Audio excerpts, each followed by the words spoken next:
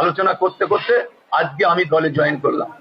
আমি শুধু একটাই কথা বলবো, যে দুজন পীর জাদা যাদের নেতৃত্বে গোটা রাজ্য কেঁপে উঠেছে, আজকে যাদের নেতৃত্বের প্রতি বাংলার মানুষ আস্থা রাখছে, আমি সেরাম একজন ব্যক্তি, সেরাম নেতৃত্বের হাতে হাত দিয়ে আজকে এই দলে আমি অংশগ্রহণ করলাম। এটা আমার গর্ব।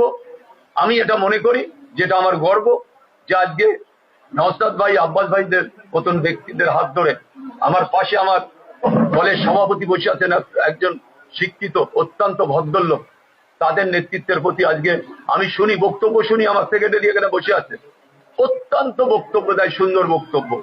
হয়তো আমরা আরাবুল ইসলাম যে থুতু ফেলে সেই থুতু আর গেলে না, কোনোদিনই কোশ্চিনকালও সেটা হবে না যে আরাবুলকে ভালো লোভ দেখাবে, আরাবুল চলে যাবে, সেই ব্যক্তি আরাবুল ইসলাম নয়।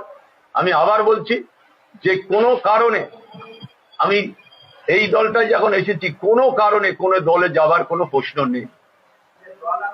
এই দলের সিস্টেম